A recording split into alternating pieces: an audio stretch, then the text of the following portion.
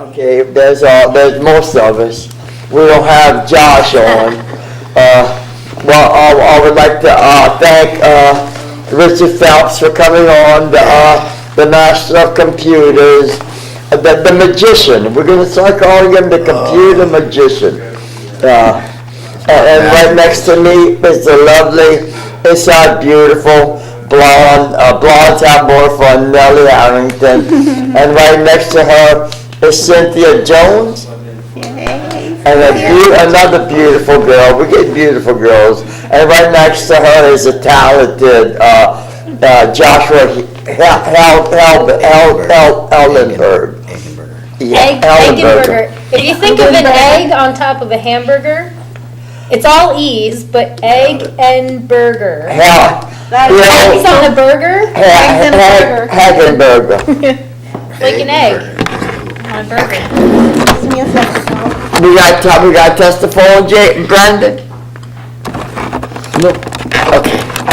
Well, when we start off the show, we always start off with prayers, and I would like to have prayers done for my friend Pete Delcom and his family, Juliet Landry, and also for Jerry DePlantis and his wife Carol, and also for the Bertrands, Patsy Bertrand, who I love to death. Patsy's one of my most favorite people in the world. As much trouble as I gave Patsy during her life, and I've been knowing her a long time, through good times and bad, she was never ugly to me, you know. And she could have been, she should have shot me with a gun sometimes. But anyway, Patsy and her daughter Liz. Liz has had some trouble. We asked for prayers for Liz. And also for Toby Bertrand. We asked prayers for Toby. And of course, Miss Jackie Ballou. Me and Richard know Miss Jackie Ballou, who is a saint, you know. One of the people I respect most in the world, you know. She's up there with my Aunt Oline, and what can I say about my Aunt Oline? She's 92. She's a lady I respect the most on this whole planet. And Lee Gary, if you're watching the show, Keith Guidro, Sandra, I hope y'all enjoying it. Lee is my first cousin, and Lee is a good guy, and Lee is the brother of and of Oline's daughter, Joan Seymour, who is a fantastic good friend of mine, who is always there for me, and I love Joan to death. And Miss Jackie, I love Miss Jackie to death. She's always there for me. So anyway, that's the formalities of the introduction of the people. And Richard's. I got some prayer requests. My mother, after being settled into a facility up in Seattle, and after her heart pacemaker, her speech is a lot better. There's no hesitating possibility that maybe her brain was not getting enough oxygen. We are praying for a means to go up there to see her, though, in about 6 or 8 weeks. Yeah. And then a friend who wishes to remain anonymous is having cellulitis pain in their leg, so prayer would be appreciated for them. There's a couple of people I know that are having some post-stroke related issues. Just been, the Lord knows their names. And also Carl Davies. We played for Carl Davies. Yeah. And our blind group, the director and his wife are getting new careers in another state, so we would just ask direction for a new director and assistant director for that group. Some of you have met them, so thank you very much. Okay. Okay, now this is Bob's time. I like I guess y'all might think I might be full of myself, but I'm not full of myself. Maybe I am a little bit, but I like to brag on where I've come from. If y'all knew me in the past, when I was smoking 4 packs of cigarettes a day for 20 years and drinking a case of Diet Coke and washing dishes for a living half out of my mind, y'all would know why I'm pleased with where I am now. And of course, I'm pleased that I started my 3rd book, which is a sci-fi book, which I'm excited. Nellie Harrington is my greatest fan, her and Richard, and they like what I'm writing, So anyway, I'm going to read a little bit of my second book. I've been reading it, and it's called Mental Illness, God and Healing, How Spirituality Can Help in Mental Illness, and of course in every aspect of life. When the staff of these institutions tried to cure the patients, they followed the common practice of that period with purging and bloodletting. This is in the old days. And also another practice was used in dousing the patients in either hot or cold water to shock their minds back to a normal or sane state. To force the patients to choose rationality over insanity, techniques used to intimidate were used like blistering, physical restraints, threats, and straitjackets to bring the patients to normalcy. Also, powerful drugs like narcotics were also used to exhaust them. Around the mid-1700s, the Dutch doctor Boerhaave invented the gravitating chair that became widely used in therapy. With America also introducing its use, the instrument was used to shake the patient up while shaking up the blood and tissue of the body, thus restoring equilibrium. It instead usually rendered the patients unconscious without any recorded success. Boy, I'm glad we don't live in that age. Although crude treatment has been rendered to the mentally ill for centuries, conditions began to improve in the mid-1800s. One of the earliest reforms occurred at an asylum in Devon, England, which employed opium leeches and purges as cure for the ill patients, but with new reforms, restraints methods to affect patients' health were no longer used.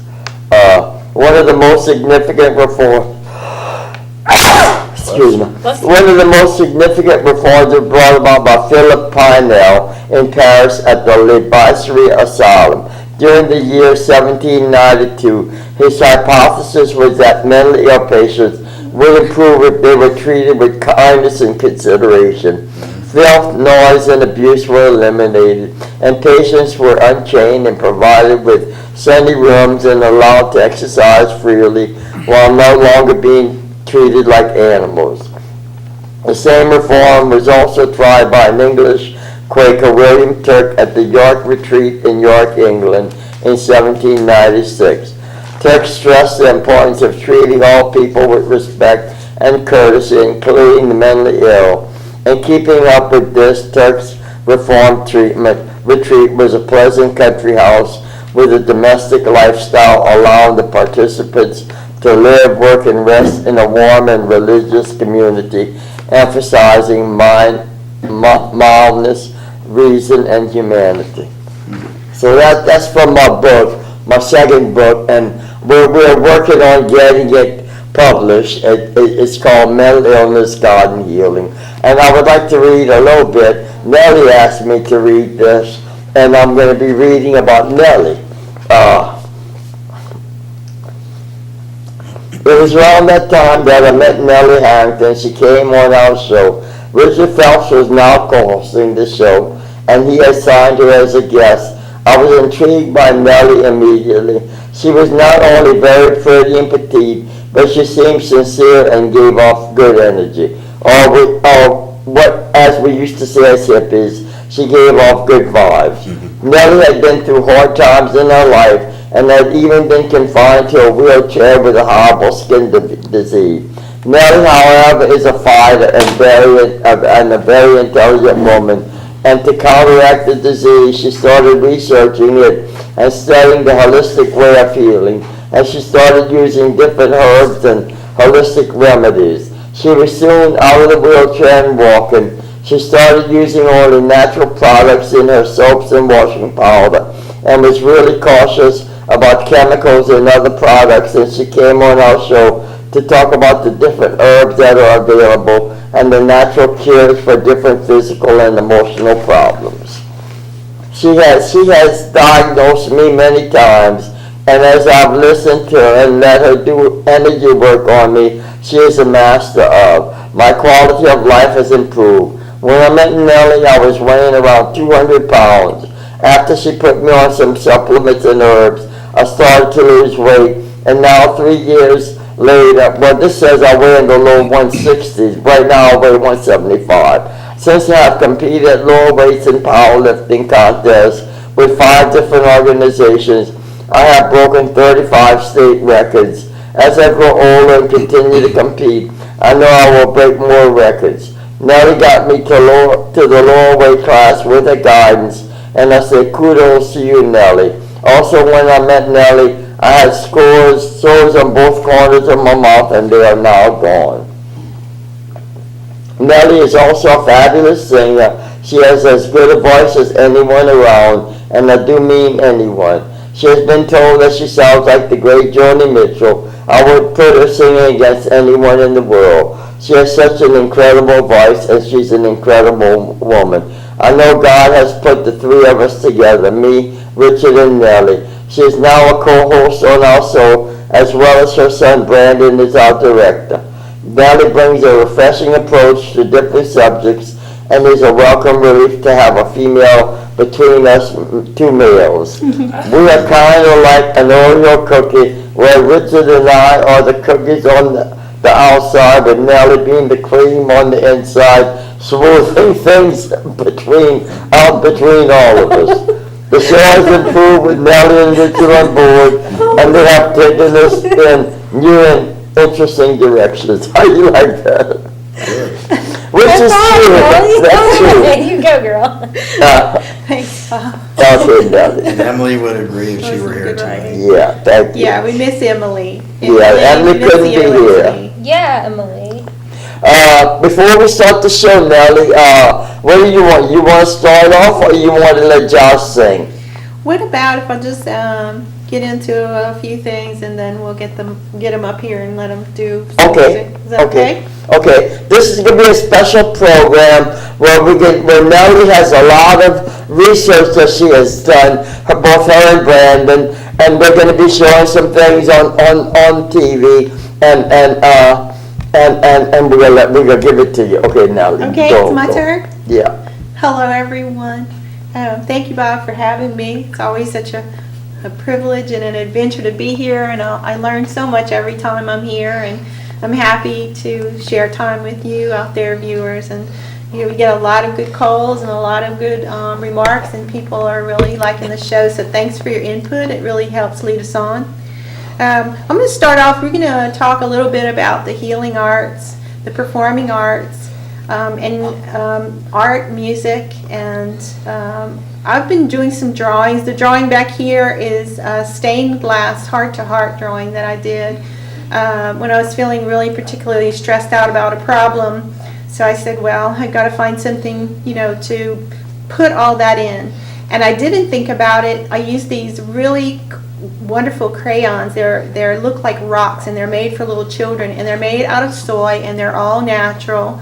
Of course, I never use anything, and there's a lot of, to let everybody know, a lot of natural paints and crayons that you can get for yourself and for your children now. So if you do the research and look them up, some of them are made of soy. And the great thing about the soy ones is as you look at the picture, if you just take and you start coloring with them, you can come and you can smudge it with your finger, you can add a little bit of water, and then you can put all of these colors on top of there, and you can smudge it, and you can go on forever. And this is a stained glass effect that I made just with those little colors. So this is Heart to Heart, and we're going to talk later on in the show about heart math. And it's about pulling from your heart when you are trying to communicate with other people. Instead of just going head to head, you go heart to heart, and it's a whole new experience. We've talked about the heart math before, and we had a lot of good comments from people, and we have a video that we're going to show in a little while.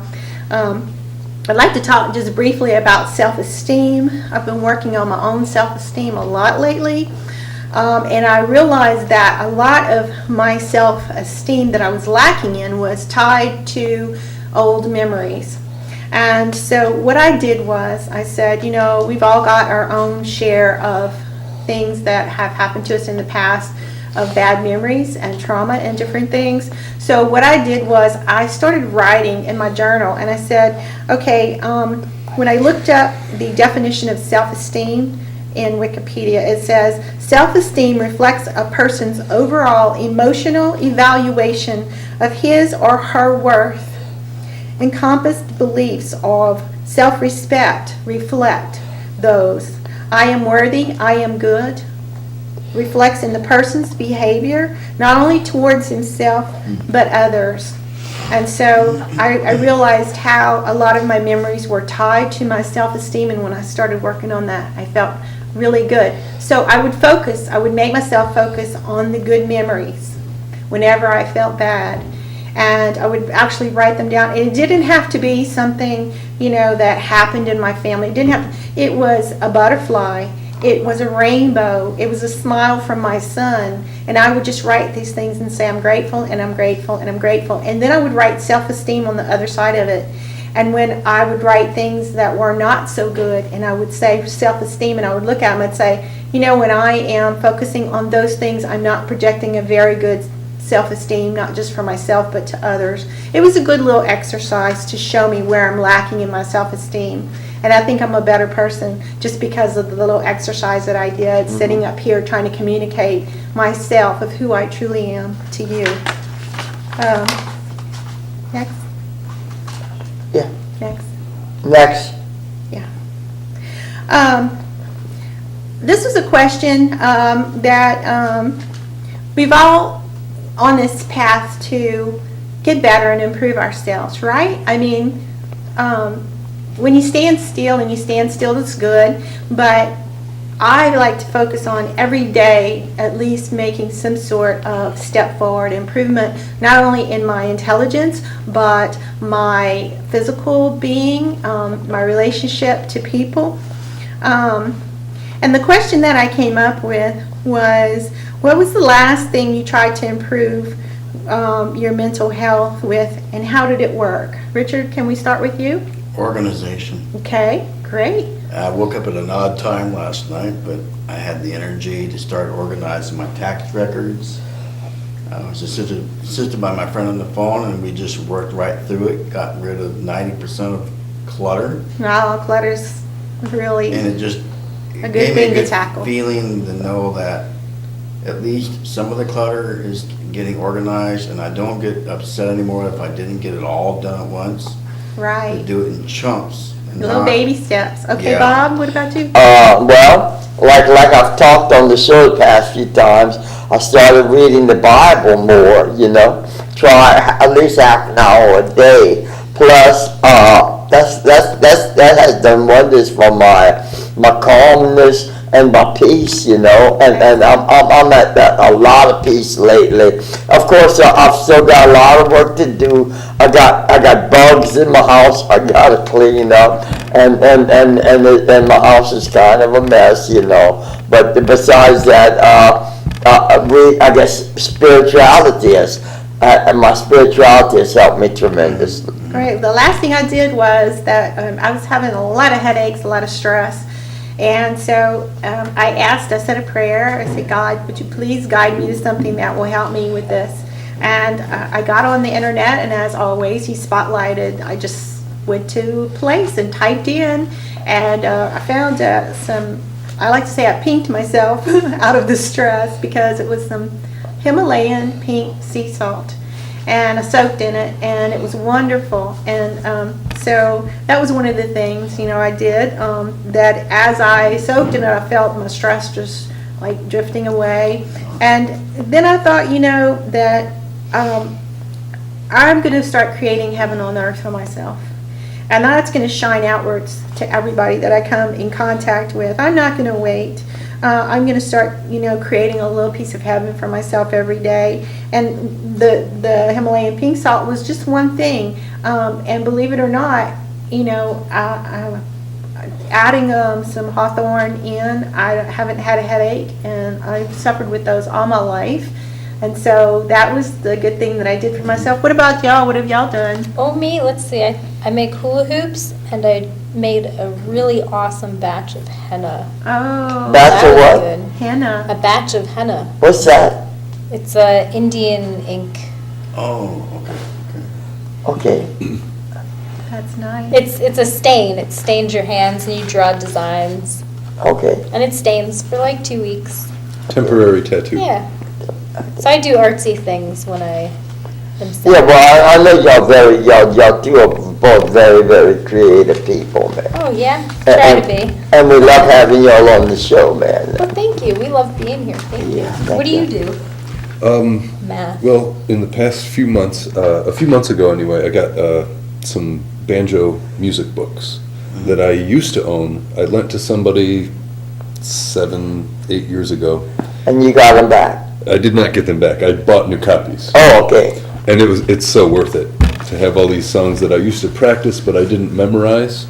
And now I already know how to play them if I have the music in front of me. And memorizing them has been Wow. very that's quick. Awesome. Wow. very relaxing and satisfying and expanding my repertoire. I'm sure you French. did dueling banjos. You learned that song, huh? Long ago I've learned that. Most requested song. Yeah. That and Man of Constant Sorrow. Yeah, those are all great, wonderful things, and just doing a few things for self can make a world of difference. And Bob talked about in his book about how I had suffered from skin disorder, and I wouldn't be here had I not chosen this road. And a lot of the natural remedies do help. They do help. We're never suggesting up here that you always check with your doctor before you use any of them, even the salt, because any of these things can affect your medication.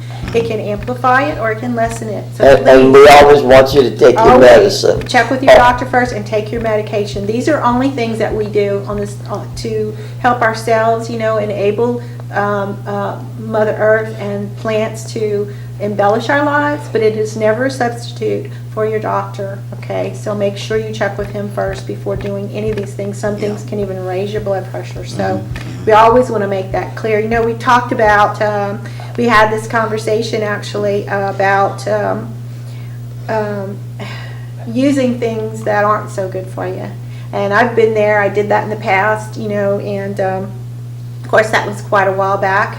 But if you look at the pictures, we're doing before and after, a few before and after pictures, just to show you that since we started incorporating these aids and embellishing natural botanicals into our lives, how we have changed and how we've gotten better. If you look on the side of the earth with the children around it, I have a teacup in my hand, and if you look at me, okay, you're going to see that underneath my eyes there look like dark circles. I have trash bags under my eyes.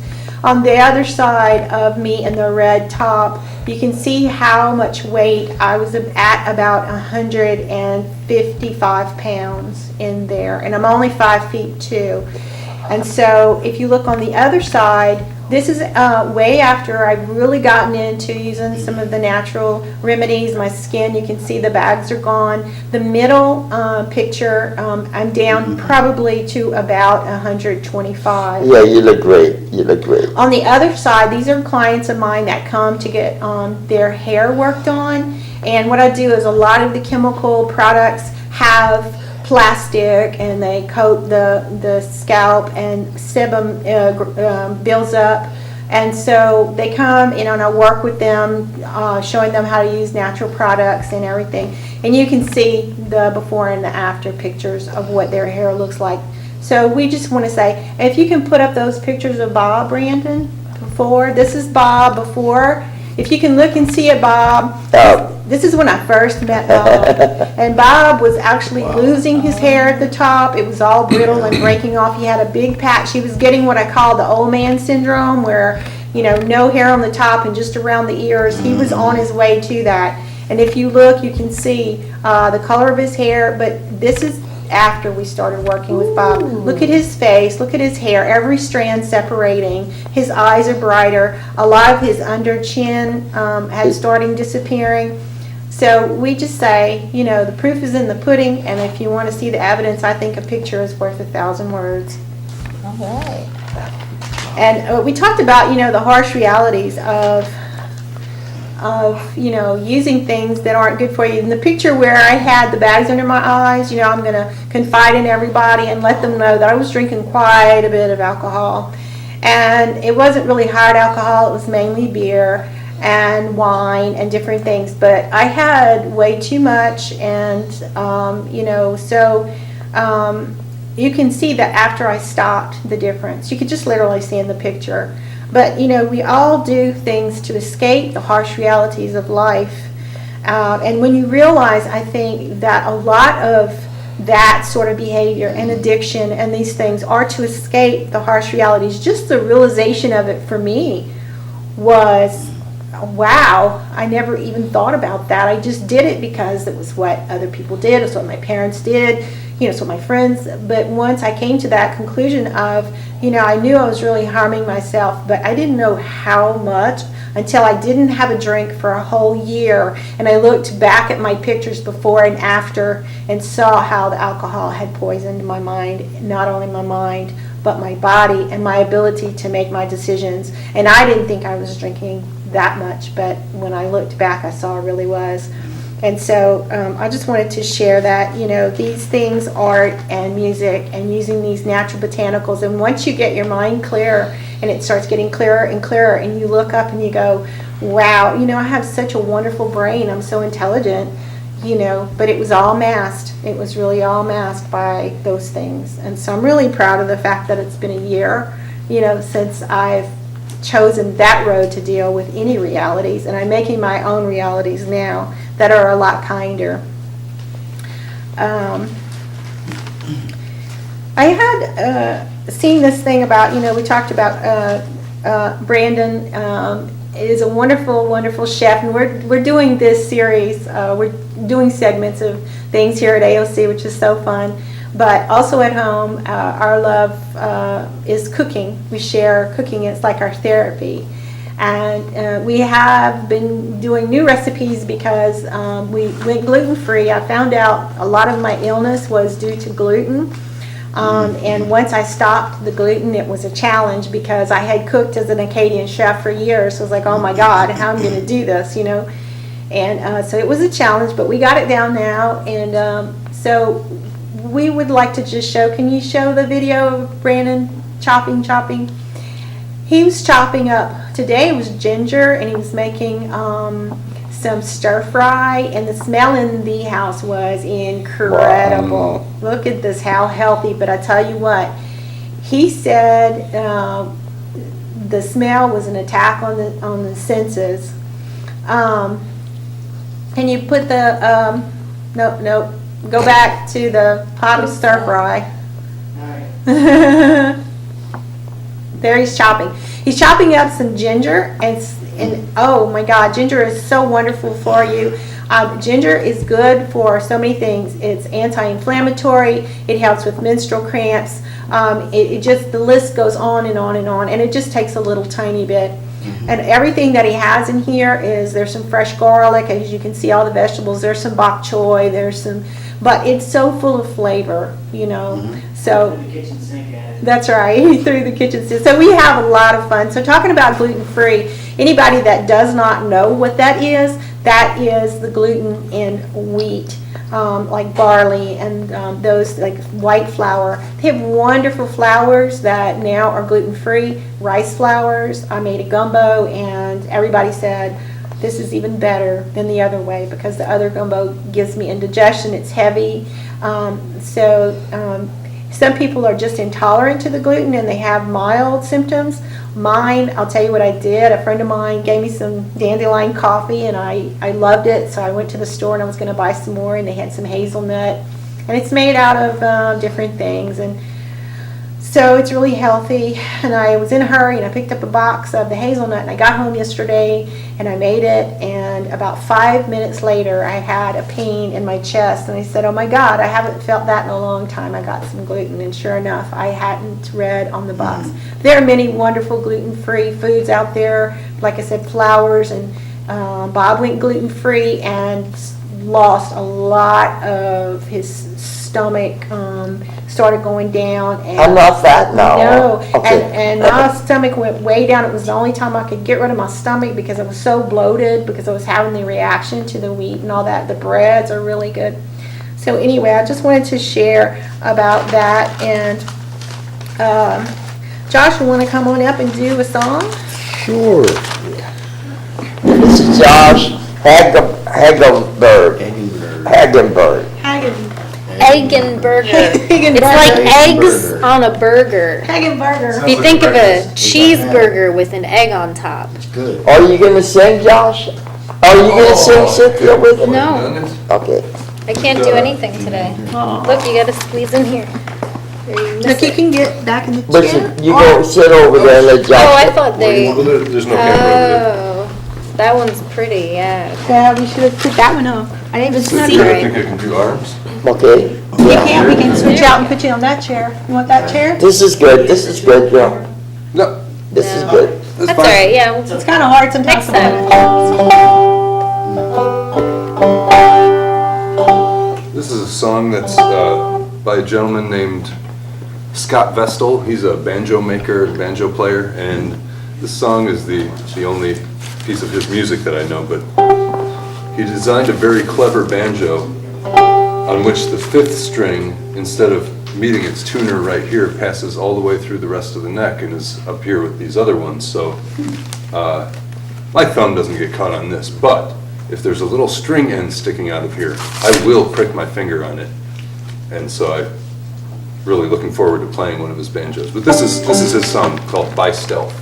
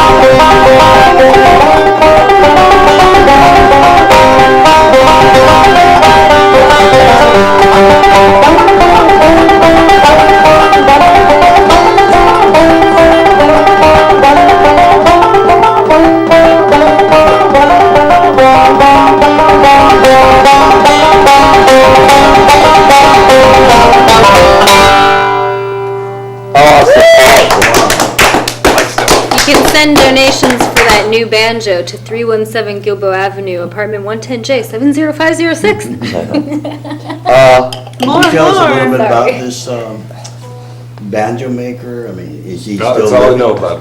Is he living, still living? Oh, I believe so, yeah. Last I heard. Can You can find him doing that song on YouTube a lot faster than I did it. Nellie, Yeah. how about getting him to play another song? Yes, Let me, absolutely. can you play dueling banjos or you forgot it? Ooh, well, I will play dueling banjos, but I'd like to do another song with it. Okay, so okay. I'll do both. Well, it's actually, it takes two to duel. Oh, okay. One Well, is drooling banjos. So I want to get some drool started here. Okay, you play the song if you want. Okay, I'm drooling. Okay.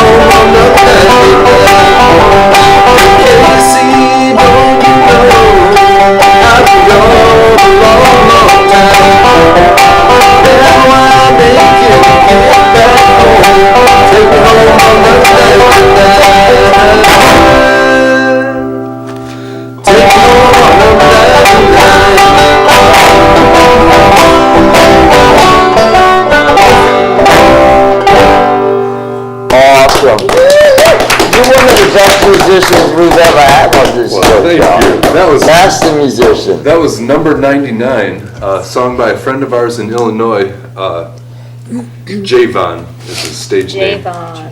Yeah. Javon. Very talented. Very good songwriter. So, do you, okay. We're gonna have to send him a copy of this show. Yeah, To, Yes, for a We'll little get y'all while, a and then we're gonna DVD cut you set. some back on soon. okay. That was awesome. Thank you, Hi, John. Javon. That's awesome. Give all the Rock Falls, Sterling, Illinois peeps a hug for us. Josh, what got you started on the banjo? I bought a banjo first because I learned that one of my favorite guitar players, Pete Townsend, from The Who, Oh, yes. he played banjo before he played guitar. Come on. Oh, really? Wow. And switched to guitar and, became very famous with The Who. But that's why I bought a banjo, but I really didn't play it very much until I started listening to Bela Fleck and the Flecktones, but really more his bluegrass stuff that he does with his bluegrass buddies, Sam Bush and Jerry Rice and other bluegrass instrument virtuosos. I started listening to that and buying his tablature books to learn picking techniques and. That's awesome, Josh. That's awesome. Oh, okay. Thank you, Josh. That was Thank you. awesome, both of y'all. Thank you. Thank you. Josh and his Always a pleasure, beautiful wife Cynthia. Sorry I Class couldn't act play couple. today. Huh? Sorry I couldn't play today. That's Cynthia all had right. an accident You will again. We'll have to go on yesterday. together. We have a boo-boo. She had a boo-boo. Yeah. Bobo. Did John I almost Fogerty cut the ever corner of play my thumb off. banjo? No? I almost John cut the Fogerty. corner. Not sure. You what? I almost cut the corner of my thumb off. Wow. It's gross. Wow. I've been finding a lot of the rock musicians that Bob and I grew up with did play a lot of different instruments when they first got started. Oh, yeah.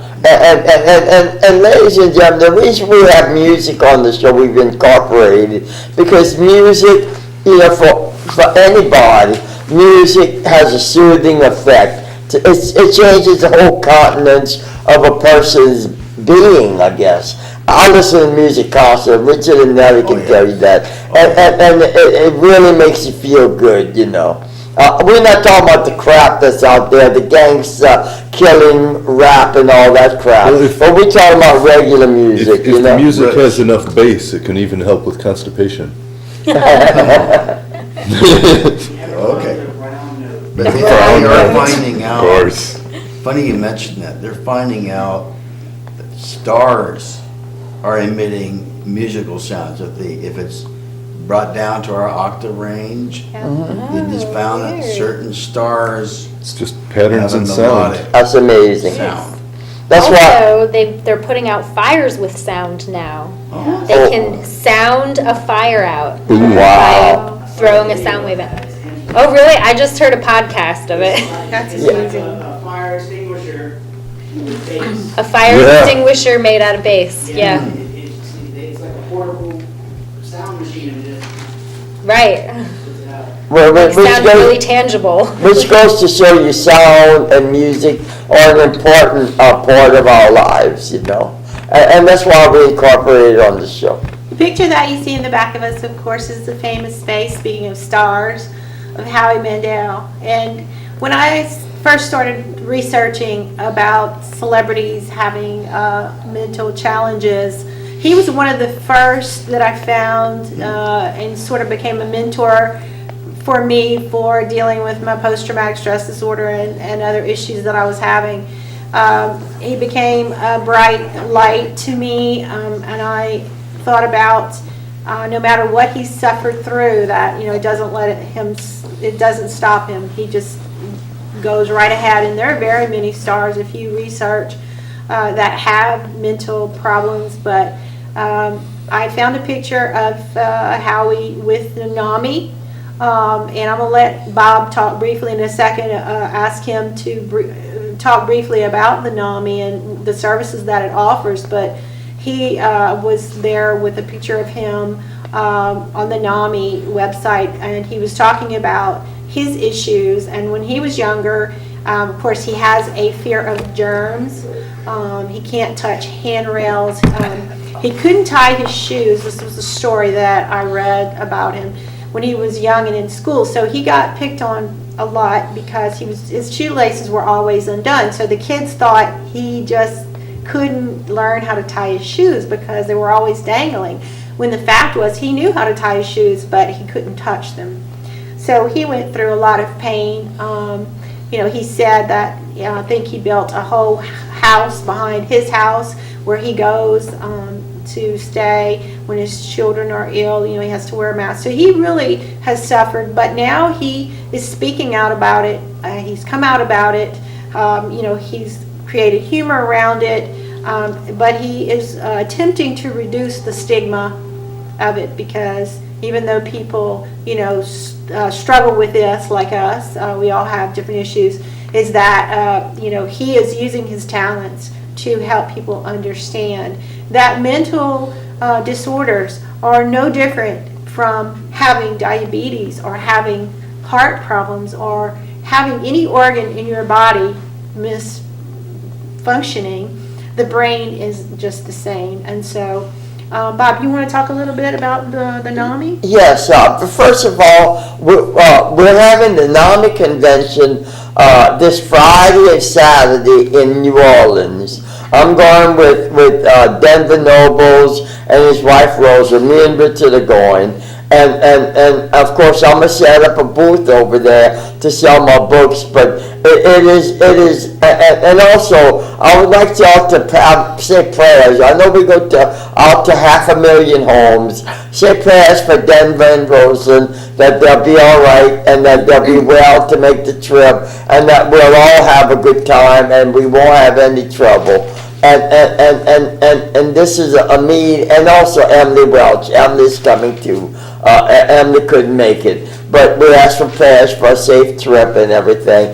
And this is to promote mental awareness, which the society doesn't have much knowledge of. Wouldn't you agree, Nellie? That is true. And also the rose, Brandon, the rose. Yeah. We've learned, that was the old picture of me when I was drinking. That's pretty bad. Huh? They're mislabeled. Oh, okay. Talking about knowledge and awareness, we showed pictures of before and after for Bob's hair, and I would like to share with you too that being cautious about what I put on my scalp and next to my brain really helped my mental state. And I noticed that after I stopped using a lot of the harsh chemicals, because believe you me, when we first started researching, we were appalled at what some of the shampoos have in them. And when Bob switched over to all natural product and started using this and chamomile in his bath and all of that, that's when all of his hair just started really coming in. And I've really got a nice happy. head of hair. I'm Yes. lucky. So, research and be aware of, look, some of these chemicals that are in the shampoo, it's like antifreeze and, but it's under a different name. Some of it is even used in rat poison. When we started getting off of those things, and we noticed that, a lot of things changed for the better. I think we can learn a lot from flowers because our skin has what's called an acid mantle on the scalp and also on the skin. And the acid mantle protects not only the skin, but what lies underneath there. So if bacteria falls or germs fall on your skin, if it's working properly, all the bacteria gets dissolved. If it's not, you are more prone to have little cuts and sores and dryness. If it's not moisturized, then things find the way in that shouldn't be there, and it starts messing with the delicate balance of the 3 layers of derma. And also, as far as just remaining healthy through your skin and your scalp, it's so important because it is your first defense against anything. And if you think about it that way, if you look at a flower and see how delicate the petals are, our skin, even men's skin, especially think about baby skin, how delicate it really truly is. And on the other hand, how wonderfully strong it is because it is protecting you with all of this acid mantle. So I used to color my hair a lot with the ones off the counter, and I can tell you that when I realized what I had done to myself, I was horrified.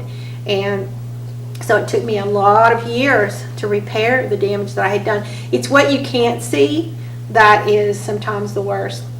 But anyway, on another note, I have been, you've been listening to Bob, and we're so proud of Bob because he's a published author now. He's come so far since I've known him. In the last 3 years, he's just like blossomed. Well, thank you, Nellie. Yeah, and he's working on his new book, and I love it. He calls me, he's like, I got another part to it, and I'm just like all ears, because it's a really good and fun. And I've been writing too. I've been, like I said, in the healing arts, the performing arts, and the art and the music and all those things. I've just been like pouring myself into these things, and I started something that I never thought I would do, and I started writing a comic book. And it's not your the kind of comic book where you have all the violence and all this kind of stuff, but it is based around comic book characters, and it's called Unicorn in Green Girl 5. And there's a character, the main character, her name is Chantruse, and it's been a way for me to deal with my post-traumatic stress disorder, because when I started writing, everything that was coming at me took on a life of its own and took a new life, and it's been really interesting, and I'm getting a lot of people who are really liking it. I'm actually starting to draw the characters, and it's sort of fun, like when you're a little girl and you have the little cutouts and paper dolls and all that sort of stuff. So playing, I think, is important, because I had a quote one time, and it really made me remember that the only time you will ever grow old is when you forget to play. And so I took that advice to heart, and I started playing, and I just started pouring everything. And what Chantruse does is that she really hid from a lot of people that whenever she would come into these traumatic memories, that she would sort of revert to being a child and play, because we're all taught, oh, grow up, don't do this, don't do that. And so what she would do, she would hide, but when she would become the little girl, her grandmother called her Shanti. And when she would become like Shanti, and she would become childlike and all that, she would pretend that she could turn herself into a rose. And it was very magical. And so it gave her a place to go for a little while, to be quiet and sweet and pretty and escape. So, we talked about escaping from harsh realities, and so this was her way of escaping. But what happens in the book is all of a sudden that, once she reveals Shanti, who is a wonderful, sweet child, to people, they're so drawn to it, that people want to see more of it. They want to hear about Shanti's stories. They don't want her to hide anymore.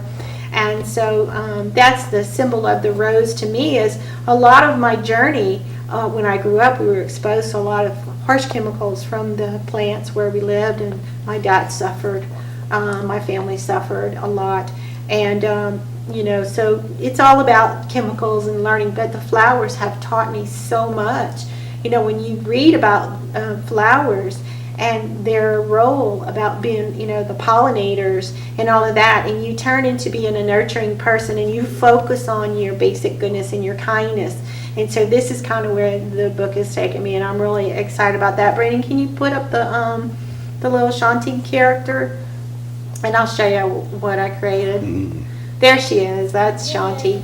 You drew that. Well, actually, I created it from a program on the internet. It was free, and you just go in, and it's sort of like paper dolls, and you just pick a character, and she kind of looked like me, and there's the roses, and she has her wings, and she sings like me. And the green book is actually, it was passed down from her grandmother to her, and it has everything she needs in there to learn a lot of things that her grandmother left for her. So that's what I've been doing with myself. And I would want to talk. Can you put the picture up of Robin Williams? I saw this movie of Robin Williams called Yes. Bicentennial Man. This is the most Lovely wonderful movie. movie if you get a chance to watch it. I learned a lot from this movie, just simply because we all know that, about Robin Williams. He was such a light in our lives. He always made us laugh. And, you know, he was an amazing person, and I think about him often. But there's a song by Celine Dion that I really like, and it's called Then You Look at Me. And I've been singing this song, and I'm really grateful now that I can sing, because back when I had my skin disorder, I had lost the ability to sing. And so I'm very grateful that through my path and all my knowledge that I'm able to sing again. And I'm just going to sing a little part of this, and then we're going to turn it over to Bob and let him take us on out. I hope y'all have enjoyed the show, and thanks for watching, because I we really enjoyed love it. y'all. It was fun. And this is Celine Dion, and she sings this song. It's a wonderful song. It's called Then You Look at Me.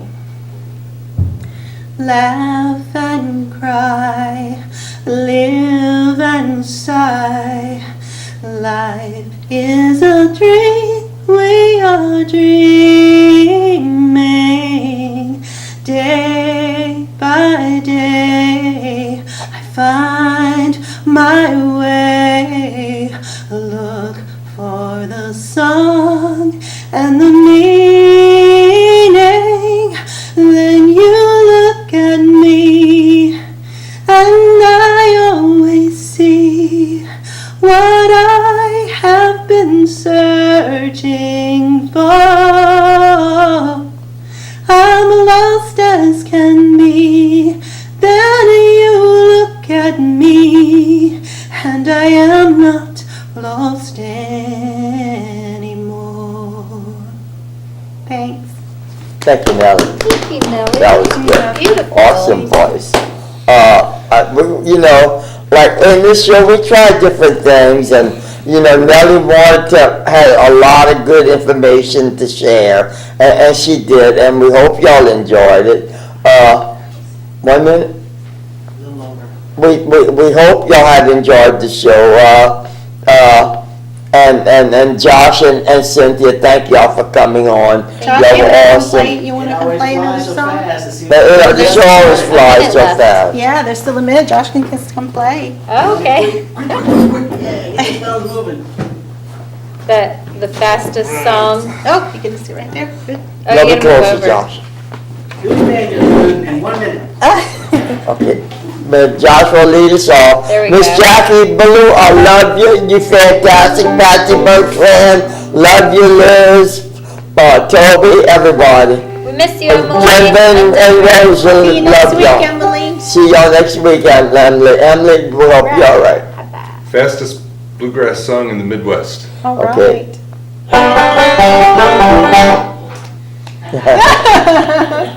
Thank you.